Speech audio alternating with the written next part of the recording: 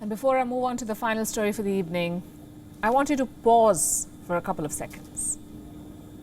I want you to pay attention to what you hear around you. What do you hear? Noise, I'm guessing. Honking cars, blasting music, age-old generators, pinging phones, barking dogs, maybe a siren in the distance, perhaps even construction work. Do you know, today our world is noisier than it's ever been before. If you're living in a city, then you're being exposed to noise above 85 decibels on a regular basis. 85 decibels for more than 8 hours is hazardous. You must have read about noise pollution in school. All of us did. Today we are living this problem and living it every day. Your lawnmower? Did you know it could be as loud as 90 decibels? A subway train is anything between 90 to 115 decibels. We are exposed to these sources of noise on a daily basis and we have normalized it.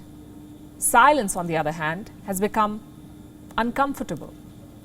Some, though, go places in the quest for silence. Some even go underwater. Scuba diving is being promoted as one of the few experiences left in the world where you can still hear your breath, where you can feel your heartbeat.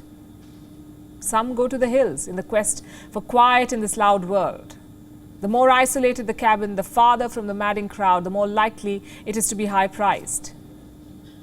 A whole industry has sprung up to profit from our noisy world.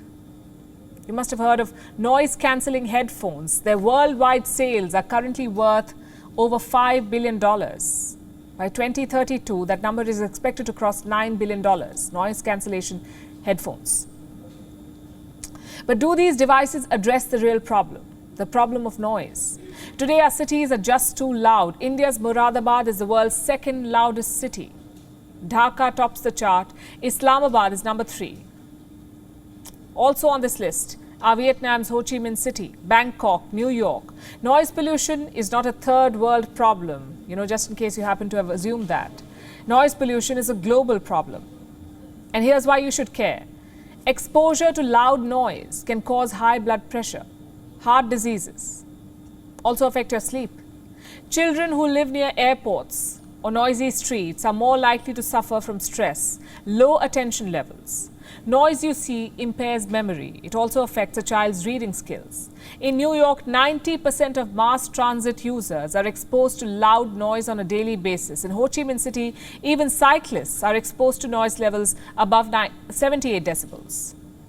This, the United Nations says, can cause irreversible hearing loss.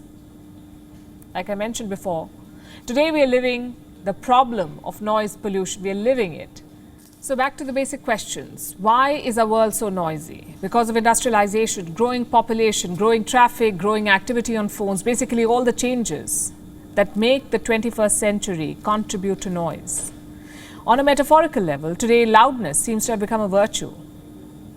Also perhaps a display of leadership. People like to dominate a meeting.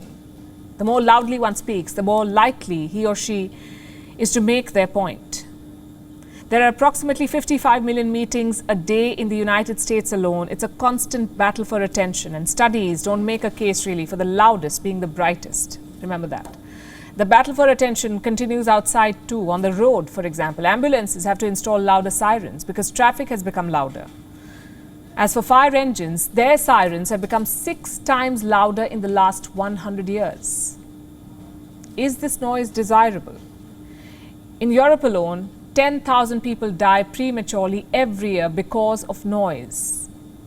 Death by noise is real, be it the death of a human being, the death of information, opinion, or productivity. So we say, let's learn to tune out, to tune in. Let that be today's hashtag Wednesday Wisdom. WION is now available in your country. Download the app now and get all the news on the move.